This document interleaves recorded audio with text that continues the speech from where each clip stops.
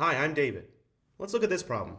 We're given the set of parametric equations x equals 4 cosine theta and y equals 4 sine theta, and we're asked to find quite a few things.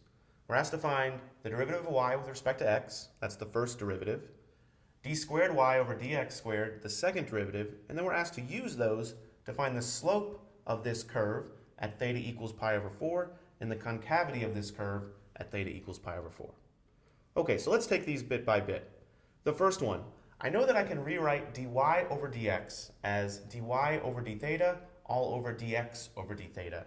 Algebraically, that's a fine thing to do, divide the top and the bottom both by d theta, but we know that this differential expression really means the derivative of y with respect to theta, which is the derivative of this with respect to theta, over the derivative of x with respect to theta.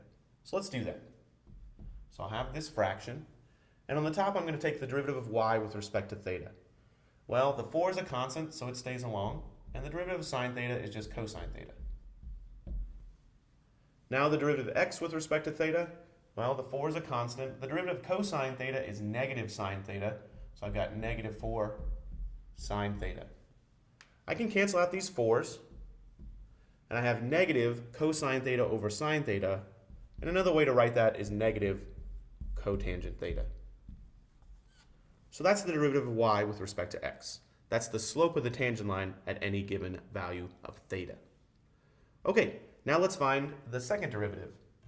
Now, just like I can rewrite this first derivative using my parameter theta, I can rewrite the second derivative using my parameter theta. If I rewrite this, I've got the derivative with respect to theta of dy over dx, where dy over dx is already written in terms of theta. So I'm going to take the derivative of negative cotangent theta with respect to theta, all over dx over d theta, which I already found is negative 4 sine theta. So let's write that out.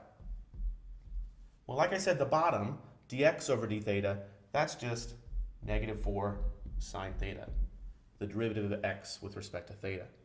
Now I need the derivative of cotangent theta with respect to theta, and I have a negative out there. Well, the derivative of cotangent theta is negative cosecant squared theta, but since it's multiplied by a negative there, it's positive cosecant squared theta.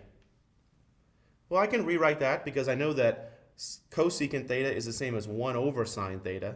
So this sine theta in the denominator is really like another cosecant theta in the numerator. So I could rewrite this second derivative as negative 1/4 times cosecant cubed theta. And now I've got the first and second derivatives. Now we know that once I have the first and second derivatives, I can find things about the slope and the concavity. So let's do that next. So I'm asked to find the slope at theta equals pi over 4. Well, all that means is that I've got dy over dx, which is the slope of the curve at any given value, but I want to evaluate that dy over dx. I want to evaluate it at theta equals pi over 4.